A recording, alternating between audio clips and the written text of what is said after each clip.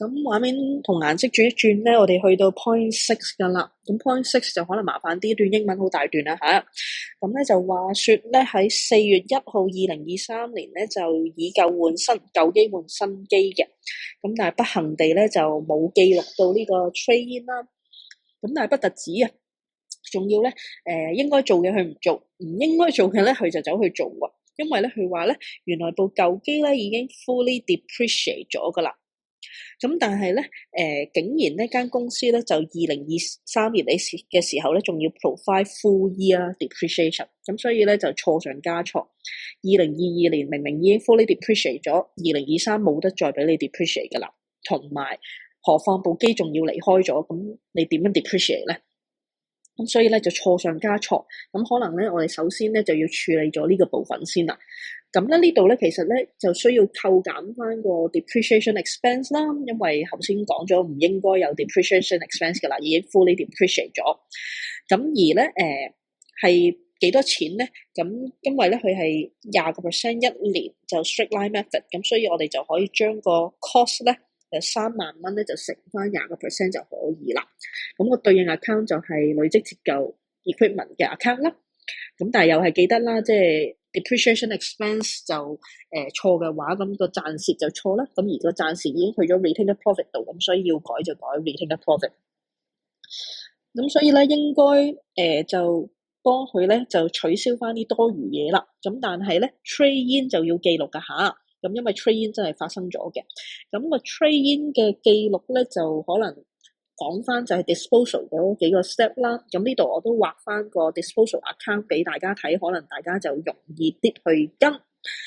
咁 disposal 幾個 step， 咁就一就係扣翻個舊機個 cost 出嚟啦。咁所以咧其實就係 credit 個 equipment， 扣翻部舊機出嚟，因為咧就要離開啦。咁所以 credit 個 equipment 就 debit 去個 disposal account 度啦。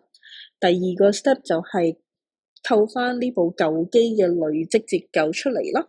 咁而呢個數咧其實都係3萬蚊嘅。咁因為咧佢話2022年就 fully depreciate 咗，咁所以換句話說，其實個累積折舊都係3萬蚊噶啦。咁所以 debit 個 accumulated depreciation 就 credit 去個 disposal account 度。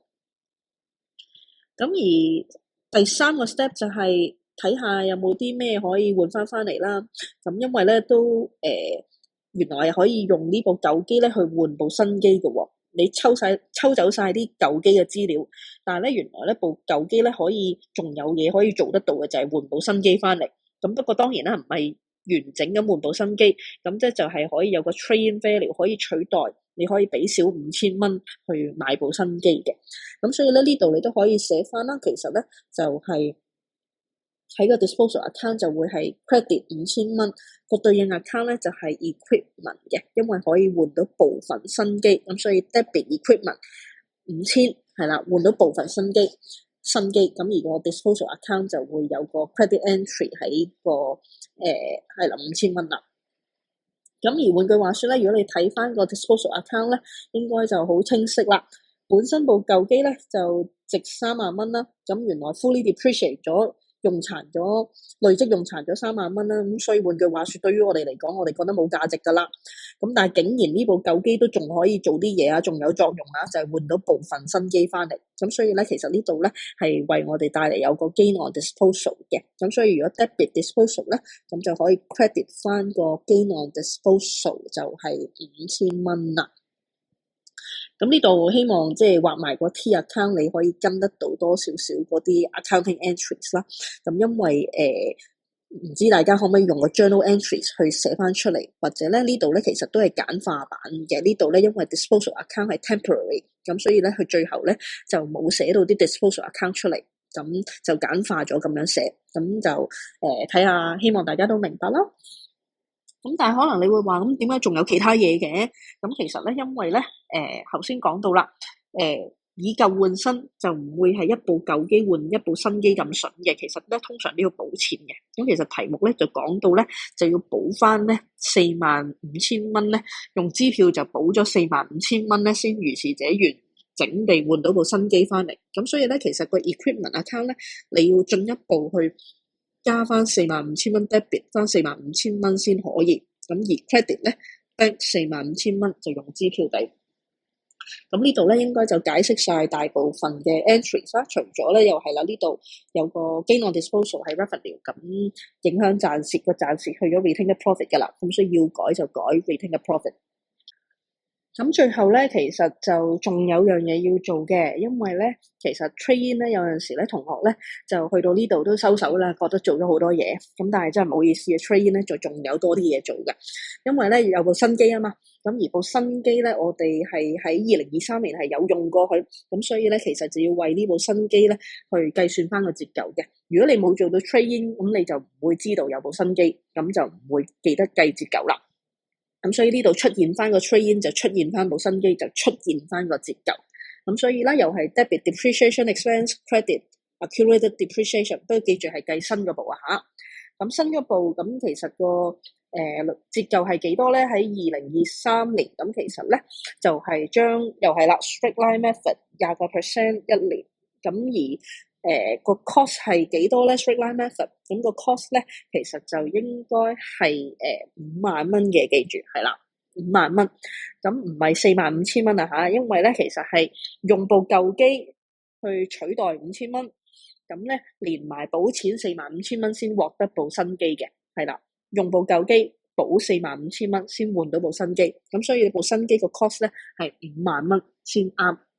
咁跟翻個 straight line method 20% 一年啦，再乘翻9/12啊嚇，因為咧佢話4月1號咧先有部新機，咁所以4、5、6、7、8、9、10、11、12咧應該9個月，咁如是者咧就計到個 depreciation expense 新機咧係7,500蚊嘅，咁亦都係一樣啦，個 depreciation expense 咧就已經係拎咗去計，應該係拎去計賺蝕啦，咁但係個賺蝕咧就已經去到 retained profit 度，咁所以要改咧就改 retained profit。咁而去到 point 7同埋 point 8咧就應該比較簡單啲嘅，因為佢話咧其實應該都係 error of omission 嚟嘅啫。咁希望大家識得處理呢啲 point 啦。咁 point 7咧就係考大家咧發行債券就180萬嘅喺年尾嘅時候。咁所以發行債券咁呢度就冇特別講話中間個流程啦，咁所以就直接啲啦，咁就 debit 個 bank 就成功發行債券就 credit 翻個5% 嘅 debentures 咁就可以噶啦。咁跟住咧 point 8咧就話咧原來喺年尾嘅時候咧個董事局咧就決定增加個 general reserve， 增加呢個儲備咧就去到24,700,000嘅，咁但係又係唔記得儲錢啦，咁所以咧呢度嚟講咧就要 credit 翻個 general reserve， 因為係增加 general reserve。general reserve 咧其實係 capital account 嘅一種，其實咧佢都係老闆啲錢，不過咧就即係我哋有唔同嘅名啦，俾佢啦，就去知道翻究竟係咩嘅錢啦。咁原來都係老闆嘅錢嚟嘅，不過呢啲我哋就叫佢做一個general 嘅 reserve， 一個儲備喺翻公司度啦，就老闆嘅錢咁就唔攞走啦，就擺喺公司度，咁就即係希望可能貨公司之後一啲日常運作啦。咁所以其實講到尾咧都係老闆啲錢，咁就左加右減，左減右加，咁所以咧如果 general reserve 增加嘅話就應該係 credit 嘅。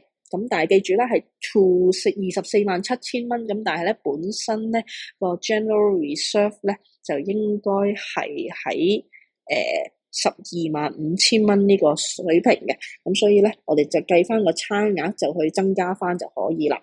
咁個對應 account 咧就應該係 appropriation 嘅，如果大家即係識得個income statement for limited company， 應該係 appropriation 嗰度就處理呢個嘅general reserve 嘅問題係啦。咁但係又係嗰句啦，即係你之前冇做到，咁所以影響到嗰個retained profit 啦，咁所以而家咧個 retained profit 咧就要去更正啦，就唔係淨係改 appropriation， 因為你已經癌症末期，已經轉移咗嗰個情況，就去咗 retained profit 度啦，咁所以要改就改 retained profit。